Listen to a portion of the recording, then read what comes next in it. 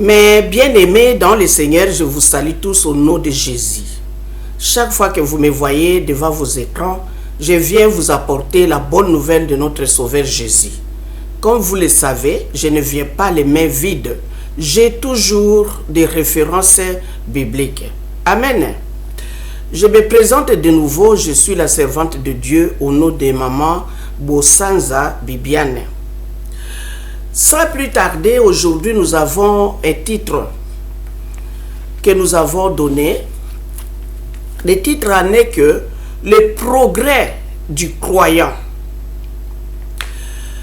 Et en cela, nous avons deux petits points. Le premier point, l'épreuve nuisible. Le deuxième point en est que l'épreuve qu'on doit recevoir avec joie. Amen.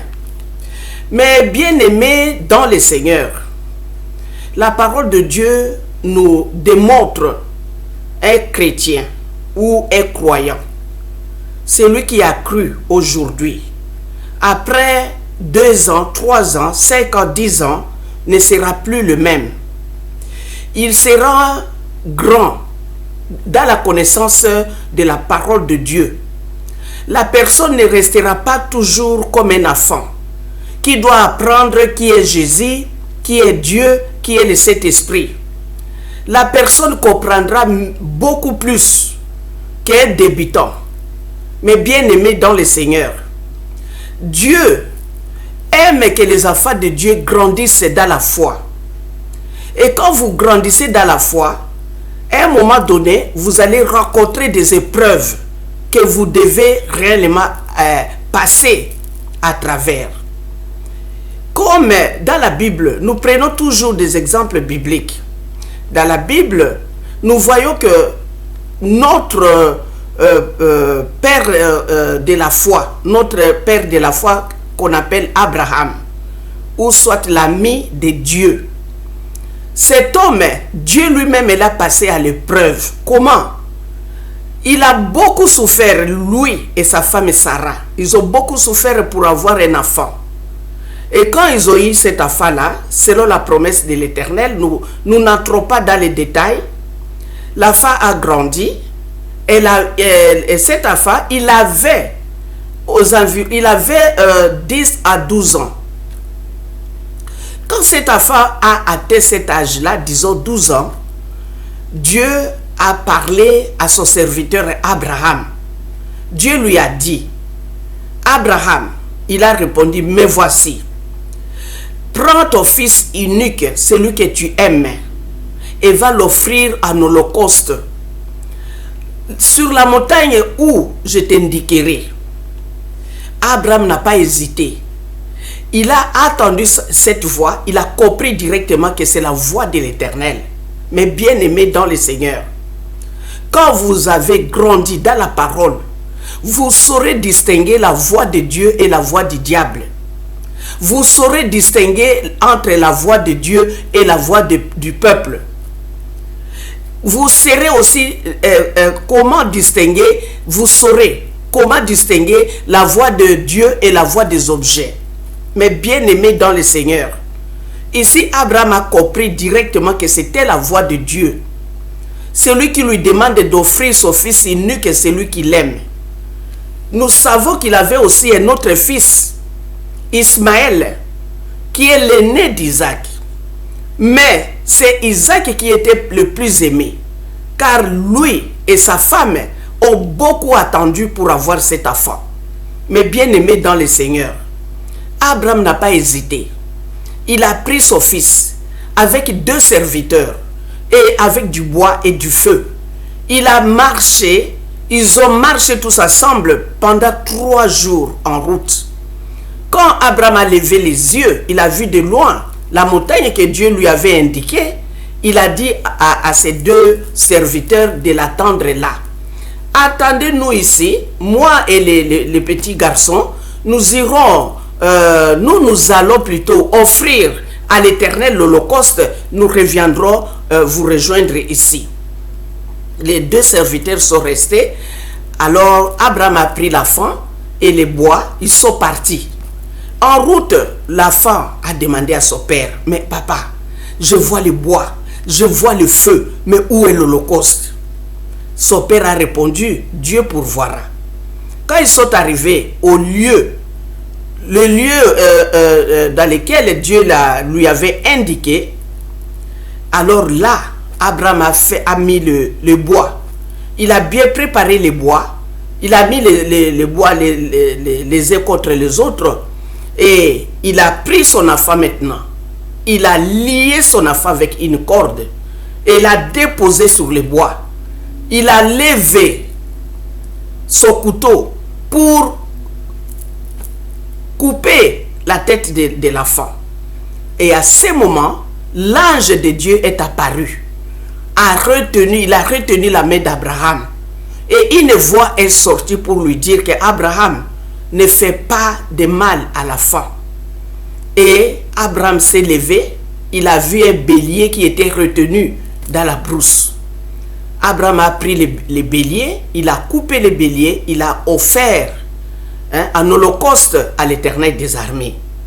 Alors, c'est à partir de là que Dieu a vu que la foi d'Abraham avait réellement progressé.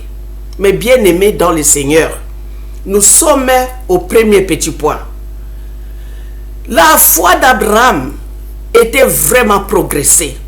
Quand Dieu a vu cela, il a promis à Abraham qu'il va le bénir, que beaucoup de nations, beaucoup de nations seront bénies à cause de lui. Il a dit qu'il aura beaucoup d'enfants qu'il ne peut pas compter. Même les étoiles du ciel, il ne comptera pas le nombre d'enfants qu'il aura. Ils seront comme les étoiles du ciel. Mais bien aimés dans le Seigneur, Abraham a reçu de l'Éternel des armées un point très important. Dieu lui a donné des points très importants. Cet homme qui n'a pas hésité à offrir à Dieu son fils unique, Dieu a promis à Abraham toutes les bénédictions. Mais bien aimé dans le Seigneur, nous voyons que Dieu a vraiment mis à Abraham à l'épreuve. C'est pourquoi des fois, quand vous passez à travers une épreuve, il ne faut pas insulter Dieu. Il ne faut pas insulter Dieu. Il ne faut pas dire, ah, c'est peut-être mon oncle, c'est ma tante, c'est mon frère, c'est ma soeur, c'est ma mère, c'est mon père qui m'a ensorcelé. Des fois, mes bien-aimés dans le Seigneur, il faut connaître la voix de l'Éternel. Il faut connaître la façon dont notre Dieu fonctionne dans notre croyance. Mes bien-aimés dans le Seigneur, vous voyez aussi dans le livre de Job, comment Dieu est allé aussi mettre Job en épreuve. L'ennemi qui voulait que Job puisse insulter Dieu, mais Job ne l'avait pas fait. L'ennemi a détruit tous les biens plutôt qu'avait Job. Il a détruit tous les animaux, tous sont morts. Les enfants de Job sont morts, 10. Il y avait même la santé de Job qui était mise à l'évidence. Job ne savait plus quoi faire. Sa femme voulait que Job puisse insulter Dieu et qu'il s'en aille. Mais Job ne l'a pas fait. Il n'a pas insulté Dieu. Il a résisté. Il a résisté. Il n'a pas voulu insulter son Dieu. Mais bien aimé dans le Seigneur, ça c'est ce qu'on appelle l'épreuve nuisible. Vous vous posez des questions, mais quel péché ai-je fait? Mais qu'est-ce que j'ai fait au juste pour mériter ceci? Vous allez vous poser beaucoup de questions. Mais au fond, il y a des fois, c'est Dieu qui vous met à l'épreuve pour voir si réellement vous avez grandi ou pas. Mais bien aimé dans le Seigneur, c'est pourquoi dans le livre des Hébreux au chapitre 5 verset 12, là l'apôtre Paul nous dit ceci. Il veut que vous ne restiez pas dans le lait. Il ne faut pas toujours prendre le lait. Il ne faut pas toujours rester les bébés qui ont besoin que du lait. Les bébés qui n'ont pas encore de dents pour manger la nourriture solide. Il a besoin que vous grandissiez. Quand vous êtes croyant, vous devez grandir. Vous ne pouvez pas rester toujours bébé. Il y a des étapes que vous devez traverser. Et ces étapes, des fois, sont difficiles à traverser. Mais bien aimés dans le Seigneur. Nous voyons même Jésus-Christ lui-même. Il avait le pouvoir de refuser toutes ces souffrances. Il avait le pouvoir de refuser de mourir sur la croix. Il avait ce pouvoir-là. Mais, à cause de son amour, de son amour envers nous, le peuple du monde, à cause de son obéissance envers son Père Dieu, qui est aussi notre Père, il a supporté l'épreuve. Il a passé à travers le feu, le charbon. Mais bien aimé dans le Seigneur, il y a des fois, quand vous passez à travers une épreuve, c'est comme si vous êtes en train de piétiner le charbon ardent. Ça fait tellement mal que vous ne savez même pas comment vous exprimer. Mais bien aimé dans le Seigneur, nous qui sommes des croyants, Dieu veut que nous puissions grandir, de ne pas toujours rester bébé qui a besoin du lait, mais bien aimé dans le Seigneur. C'est ce que nous appelons l'épreuve nuisible.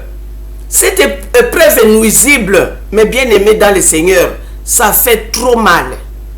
Trop mal. Jésus-Christ même a demandé à son Père, il lui a dit, si possible, enlève cette coupe. Jésus voulait que Dieu puisse changer la façon de mourir sur la croix.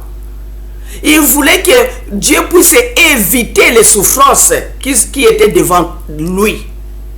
Mais bien aimé dans le Seigneur, mais Dieu l'a laissé là.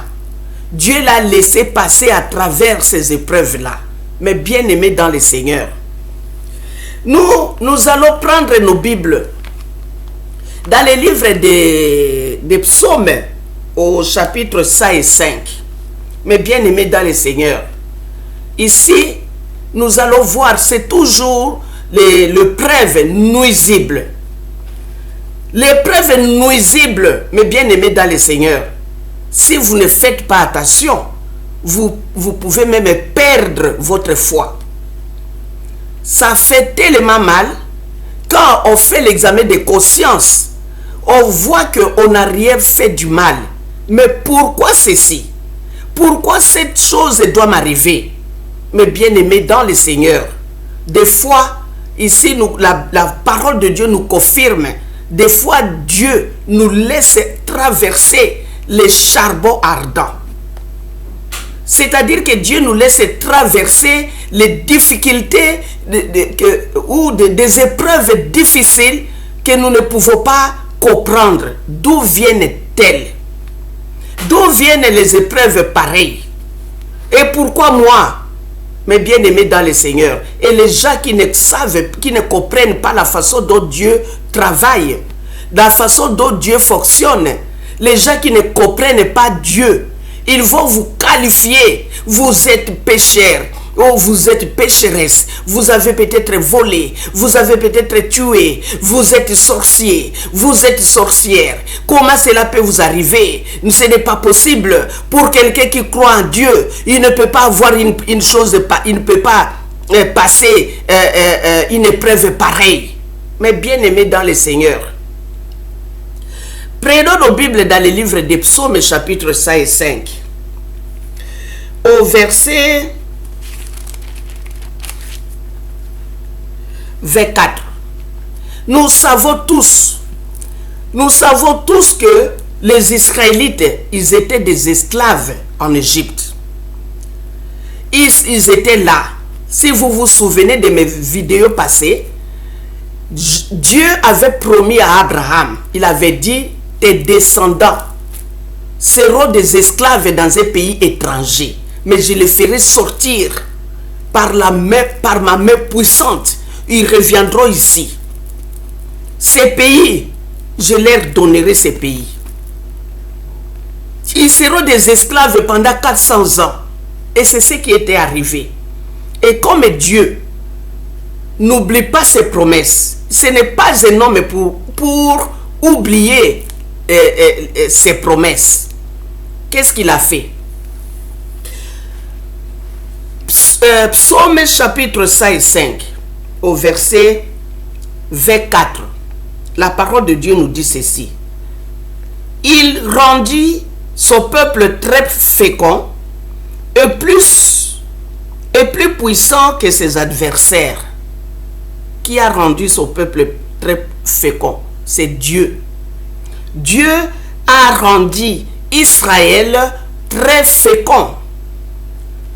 Et au verset 25, il changea leur cœur au point qu'ils haïrent son peuple et qu'ils traitèrent ses serviteurs avec perfidie. Vous voyez cela? C'est-à-dire Dieu a multiplié les Israélites dans un pays étranger. Ils étaient devenus nombreux qu'on ne peut pas compter. Et là, Dieu a fait, qu'est-ce qu'il a fait encore? Il est allé vers les Égyptiens. Il a mis la haine dans leur cœur de pouvoir haïr ce peuple-là. Mais bien aimé dans le Seigneur, quand Dieu fonctionne, quand Dieu veut vraiment faire quelque chose, vous, en tant qu'humain, vous ne comprendrez rien. Des fois, on accuse, et c'est celui-là, ou c'est celle-ci, c'est comme ça. Non!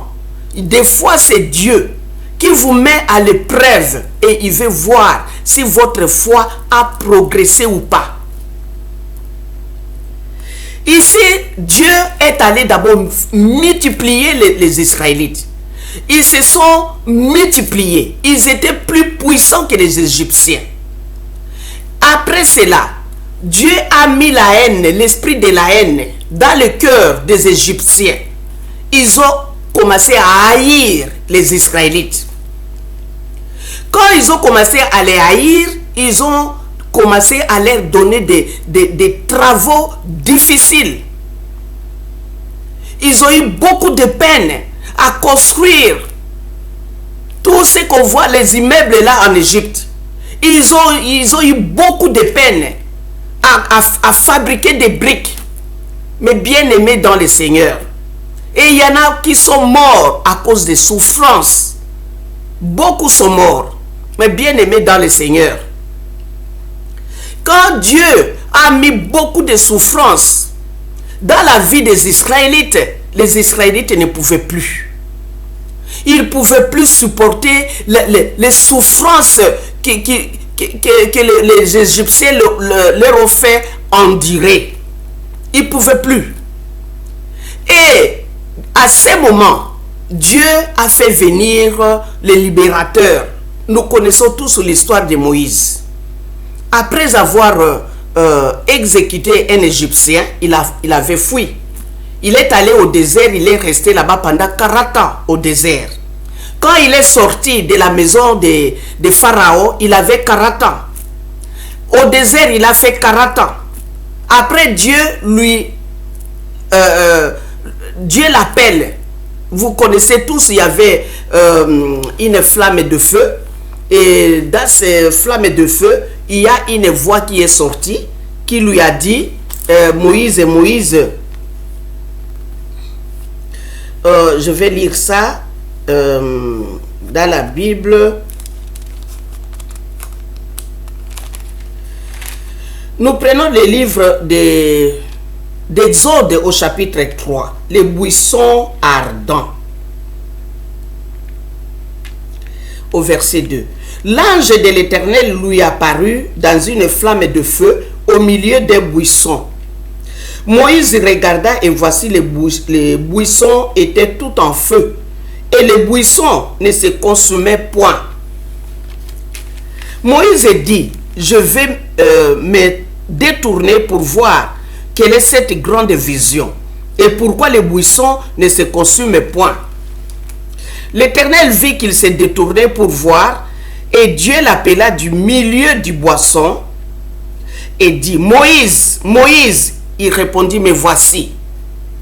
Dieu dit, n'approche pas d'ici, ôte tes souliers de tes pieds, car les lieux sur lesquels tu te tiens est une terre sainte. Et il ajouta, je suis le Dieu de ton père, le Dieu d'Abraham, le Dieu d'Isaac et le Dieu de Jacob. Moïse se cacha le visage, car il craignait de regarder Dieu. L'Éternel dit, j'ai vu la souffrance de mon peuple qui est en Égypte, et j'ai entendu les cris que lui font pousser les oppresseurs, car je connais ces douleurs.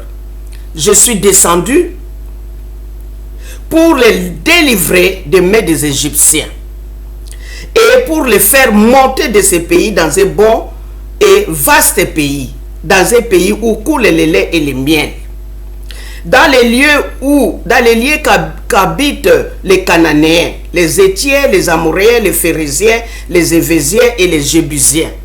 Mais bien aimés dans le Seigneur, Dieu a vu les souffrances de ce peuple-là. Il a d'abord multiplié ce peuple. Ils étaient devenus nombreux, plus même que les Égyptiens.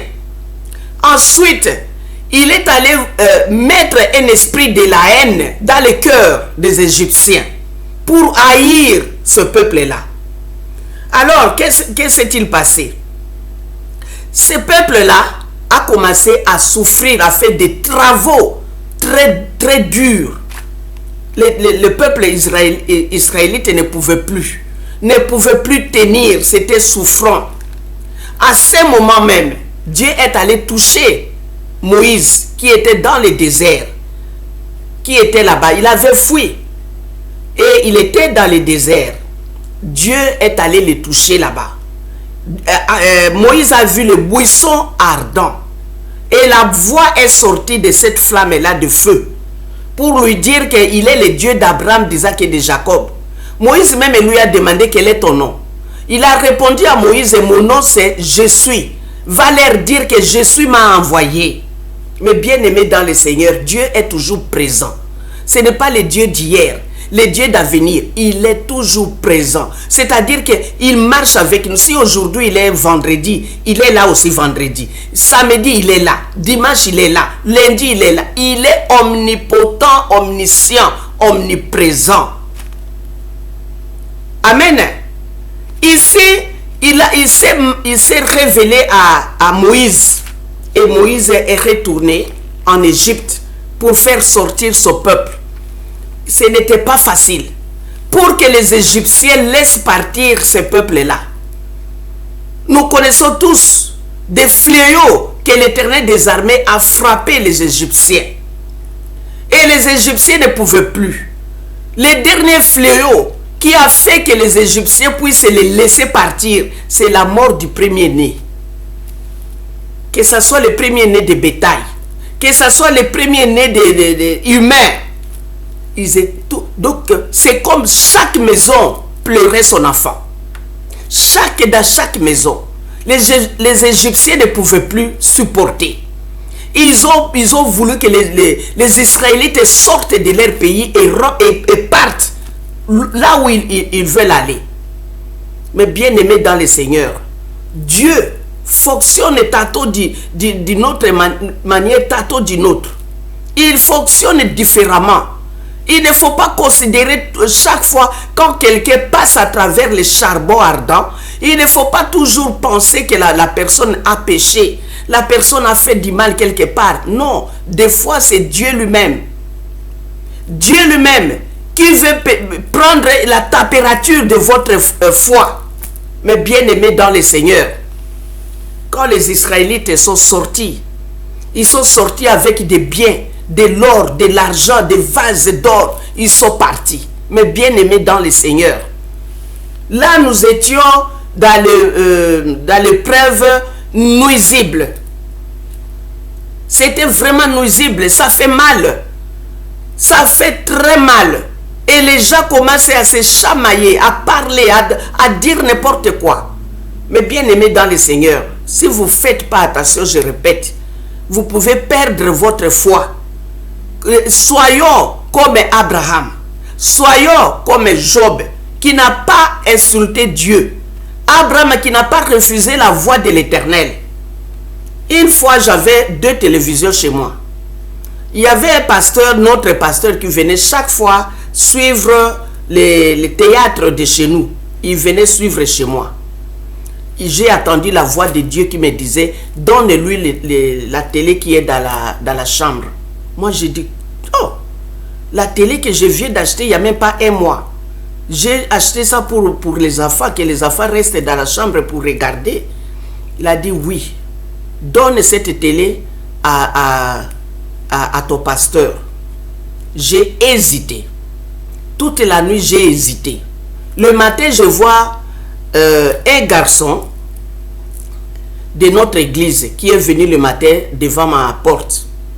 J'ai dit, j'en ai assez. Je suis entré dans la chambre, j'ai pris la télé, j'ai donné au garçon, je lui ai dit, va donner au pasteur. À partir de là, le pasteur ne venait plus suivre les théâtres de chez nous, chez moi. Il était très content. Il m'avait beaucoup remercié. Beaucoup remercié. Il était très content. Mais bien aimé dans le Seigneur. Des fois, Dieu peut toucher quelque chose que vous aimez beaucoup, qui est cher à vos yeux. N'hésitez pas à obéir à la voix de votre Dieu.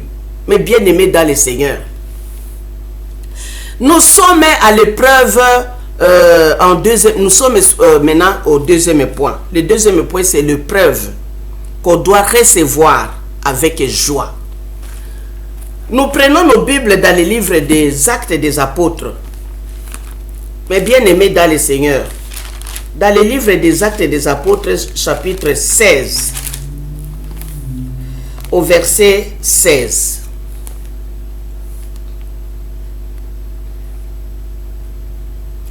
Les Actes des Apôtres, excusez-moi, je suis, où est-ce que je suis? Oui. Que dit la parole de Dieu dans le livre des Actes des Apôtres, chapitre 16?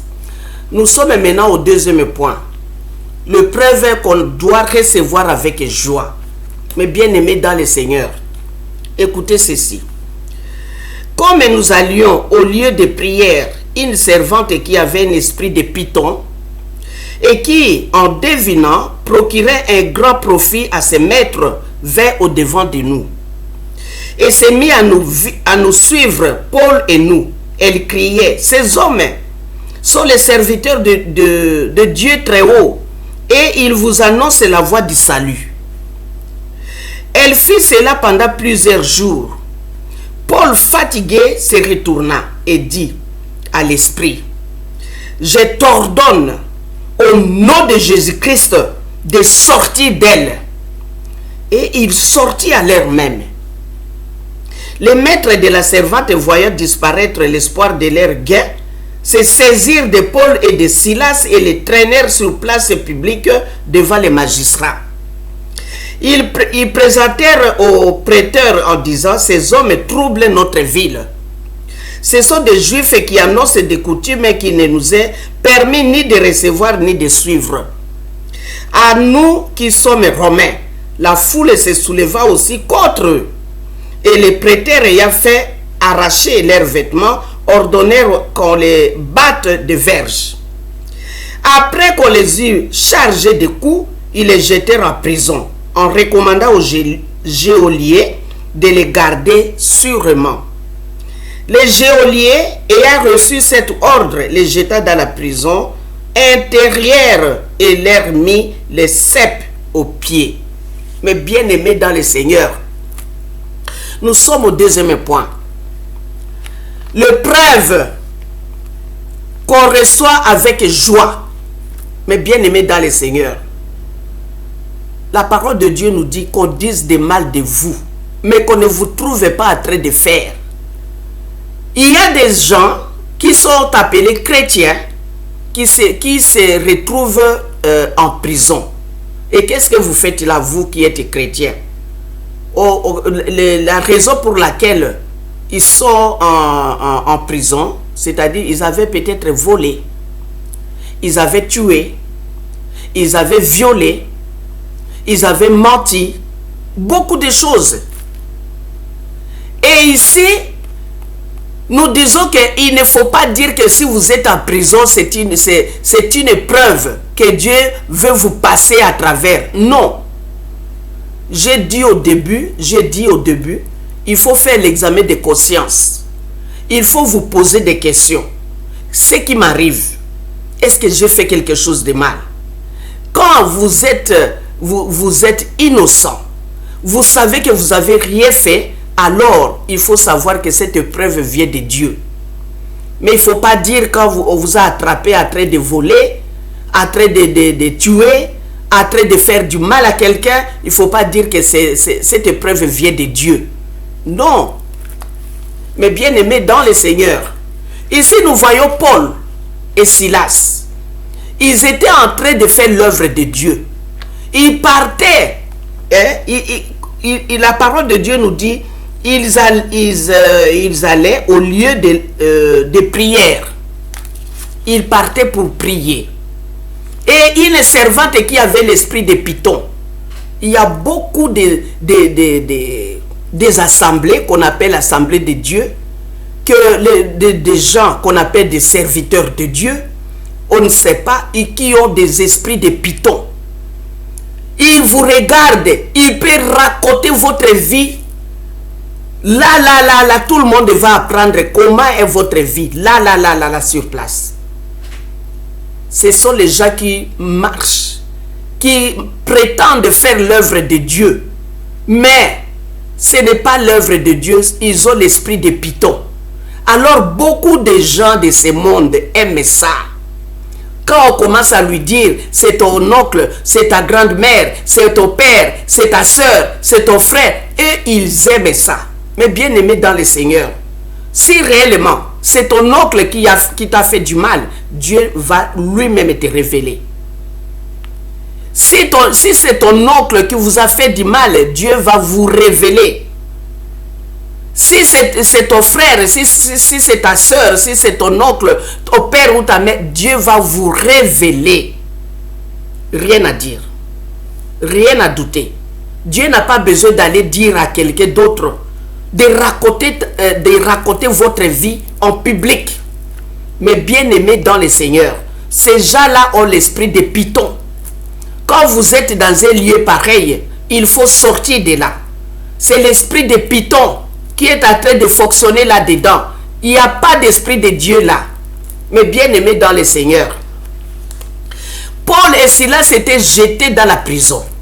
Quand ils sont jetés ils étaient dans la prison intérieure. Et ils ont mis leurs pieds dans les cèpes. Les cèpes, c'est les bois qu'on a fait des trous. On met les pieds dedans et on ferme très fort. On ferme avec des cadenas ou des cordes pour que vous ne puissiez pas fuir. Mais bien aimé dans le Seigneur, Paul et Silas étaient dedans. Leurs pieds étaient dedans. Ils ne pouvaient pas fuir. Alors qu'est-ce qu'ils ont fait? Au lieu d'insulter Dieu, nous sommes ici pour faire l'œuvre de Dieu, pour faire ton œuvre. Mais comment est-ce que toi tu peux permettre ceci, qu'on puisse nous jeter dans la prison? Qu'est-ce qu'on a fait du mal? Est-ce qu'on a volé? Qu'est-ce qu'on a fait? Au lieu que Paul et Silas commencent à dire n'importe quoi. Non. Ils se sont mis à glorifier Dieu. Avec joie. Ils se sont mis à louer Dieu. Ils se sont mis à prier. Et tous les prisonniers qui étaient là les écoutaient. À minuit juste, la parole de Dieu nous dit qu'il y a eu un tremblement de terre. Mais bien aimé dans le Seigneur, partout où vous êtes, glorifiez Dieu. Même si vous traversez une épreuve difficile, glorifiez Dieu. Louez Dieu. Priez. Vous ne savez pas ce que Dieu va faire pour vous. Le tremblement de terre s'est fait uniquement là où il y avait la prison. Les voisins à côté n'ont pas reçu ça. Ils n'ont pas connu le tremblement de terre. Le tremblement de terre s'est produit uniquement dans la prison. Dieu a fait, bouger tous les murs. Le fondement de la prison est ébranlé. Mes bien-aimés dans le Seigneur, on ne blague pas avec Dieu. La parole de Dieu nous dit ceci: tout à coup, il se fit un grand tremblement de terre, en sorte que les fondements de la prison furent ébranlés. Au même instant, toutes les portes s'ouvrirent et les liens de tous les prisonniers furent rompus. Mais bien-aimés dans le Seigneur, il y a des épreuves. Il y a des épreuves qu'on les reçoit avec joie. Quand on vous arrête parce que vous faites l'œuvre de Dieu, c'est une joie énorme. C'est que réellement, vous êtes un serviteur de Dieu. On vous a jeté en prison à cause de la parole. C'est que vous êtes réellement un serviteur de Dieu. Regardez Jean, dans le livre d'Apocalypse. L'apôtre là, Jean, a été jeté dans une île Patmos à cause de la parole. Il s'est retrouvé là-bas dans une île à cause de la parole de Dieu. On l'a envoyé là-bas. Si lui n'était pas allé là-bas, on ne devrait pas avoir le livre d'Apocalypse. Le livre d'Apocalypse vient clôturer tout. C'est la conclusion de tout. Ici, Jésus-Christ a envoyé son ange qui a raconté tout à Jean. Et Jean a écrit. Tout ça, c'est Jean qui a écrit. Mais bien aimé dans le Seigneur, quand on vous jette en prison à cause de la parole, soyez heureux. Soyez heureux. Les prisonniers là-bas, qui sont là dans la prison, ils seront sauvés à cause de vous. Les prisonniers seront relâchés à cause de vous. Même si vous êtes à l'hôpital, il y a quelque chose qui vous est arrivé, on vous a hospitalisé, on vous dit, oh écoutez monsieur ou madame, vous êtes admis à l'hôpital parce qu'il y a ceci, il y a cela. Glorifiez Dieu. Peut-être Dieu a besoin de vos prières pour que les malades qui sont là puissent aussi être guéris. Mais bien aimés dans le Seigneur, il ne faut pas toujours voir les côtés négatifs, il faut voir aussi les côtés positifs. Des fois, c'est Dieu qui a permis que vous soyez là. Paul et Silas, la parole de Dieu nous dit qu'à minuit, tout à coup, il se fit un grand tremblement de terre, en sorte que les fondements de la prison furent ébranlés. Les fondements. Mais bien aimés dans le Seigneur, oh, notre Dieu, il est merveilleux. Vous qui avez la foi, progressez, grandissez. Grandissez dans la foi. Ne restez pas toujours des bébés qui ont besoin du lait. Grandissez dans la foi. Traversez des étapes. Si vous êtes en train de traverser des étapes, c'est-à-dire Dieu veut voir comment ou à quel niveau êtes-vous. Est-ce que vous avez grandi ou bien vous êtes toujours dans les laits? Mais bien aimés dans le Seigneur, ici tous les prisonniers, tout, même les cordes, même les ceps, tout était ouvert. Tout. Les prisonniers étaient libres maintenant. Quand le geôlier a vu que les portes sont ouvertes, tous les prisonniers étaient libres. Lui, il a pris, il croyait que les prisonniers ont fui. Il a pris l'épée pour aller se faire mourir. Et Paul a crié, il a dit, ne vous faites pas du mal, nous sommes tous ici. Mais bien aimés dans le Seigneur, tous les prisonniers étaient sortis à cause de Paul et de Silas. C'est pourquoi on vous dit que notre Dieu, il vous suivra partout où vous mettra. Que ce soit dans la prison. Souvenez-vous de Joseph. Quand il était en prison, Dieu l'a suivi jusque-là pour le faire sortir. Souvenez-vous de Lazare dans la tombe. Sa famille disait à Jésus, il pue déjà. Ça fait 4 jours qu'il est là. Il pue. On peut plus s'approcher de lui. Jésus a suivi Lazare jusqu'à la tombe. Mais bien aimé dans le Seigneur, rattachez-vous fortement à votre croyance là. Quand vous avez cru en Dieu et vous avez cru en Jésus, restez là. Ne bougez pas. Restez là. Jésus ne vous décevra jamais. Mais bien aimé dans le Seigneur, que cette parole réellement vous bénisse énormément. Que l'Éternel des armées vous accorde la compréhension, la sagesse, l'intelligence, afin de comprendre profondément cette parole. Amen. Que Dieu vous bénisse. Merci l'Éternel des armées, notre Dieu, notre Père. Bénis ta parole, bénis tes enfants qui écouteront cette parole et qui la mettront en pratique. Merci notre Dieu, notre Père, que tous ceux qui sont liés quelque part, que tu les délivres au nom de Jésus, que tu coupes toutes les cordes qui les lient, que ce soit des gens qui sont liés dans une maladie quelconque. L'Éternel des armées guérit tes enfants. Que ceux qui sont liés spirituellement, l'Éternel des armées coupe tous les liens. Et que ceux qui sont bloqués quelque part, l'Éternel des armées brise tous les liens. Et que tes enfants soient libres pour pouvoir te glorifier, te louer et te servir. Merci notre Père Céleste.